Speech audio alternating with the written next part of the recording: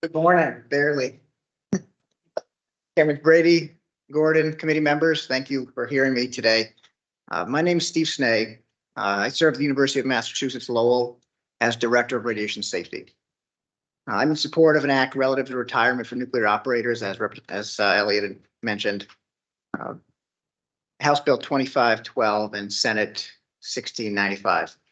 So in UMass Lowell, in the Office of Radiation Safety, I ensure radiation safety of the university's radiation labs, including a 1 million watt nuclear reactor. Last time I was here, before COVID, as it's passed through this committee many times, I donned my level A OSHA hazmat suit to demonstrate kind of the level of PPE of which we wear. But during normal days, besides creating our safety program, maintaining its regulatory compliance, I enter the radiation labs comprised of reactor and accelerators to measure, review, respond, correct situations, become routinely exposed to low levels of radiation. I certify safety and compliance, yet still ensure a healthy research avenue, putting UMass Lowell in the forefront of reactor radiation research, cancer drugs, space applications, just to name a few.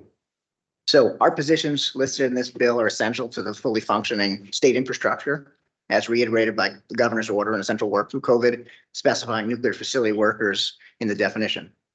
If unforeseen situations arrive, I am required to respond in emergencies, side by side with responders, wearing the same level of protective gear, breathing out of a tank, exposed to the same hazard, whether it be fire or security, but also guiding them on the hazards of radiation safety within the facility. As previously mentioned, they don't go in unless we give the approval, because we're the only ones that can in that situation.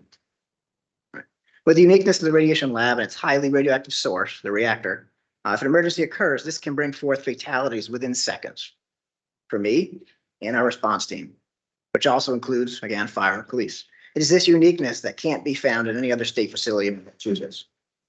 Due to our roles and the PRAC determination as a de minimis impact, of which we previously, and we'll be submitting that again, the handful of emergency responders that are listed on this bill in the radiation lab deserve Group 4 pension because of what we do. Thank you. I'll be very brief. Again, they are trained as first responders. There's only a handful of workers there, and they're literally the buffer between catastrophe and safety. And to Stephen's point, we do have the PRAC ruling that it would be de minimis, which was reported in 2021, which we will be providing for you. Thank you. Thank you. Thank you. Chair. Thank you.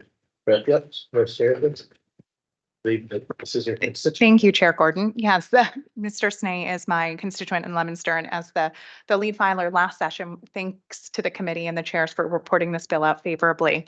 Mr. Snay, can you talk a little bit about how often you have to don that gear and how many times you're responding to an emergency at the reactor? Sure. That's a great question. So much like a police officer trains to fire their weapon, we train and don very routinely. Could be weekly. I've responded to 6 this year since January 1st. Not actual events, but alarms go off and you have to treat it as such, because if you're not prepared, you won't survive. So preparing weekly, monthly requirements, annual, so different levels of severity.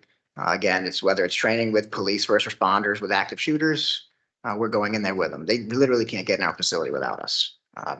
So in those situations, in fire, in EMS, we respond with and alongside them with the same gear. So we practice very often with all the entities. I lead drills for FBI, state police all across the state, so they know who we are and what we do. We are a small group of people in the state of Massachusetts that I think when UMass was acquired to the state infrastructure, they didn't give these 6 positions a second look because they never had a reactor. So this is what we're hoping for you to rectify. Thank you.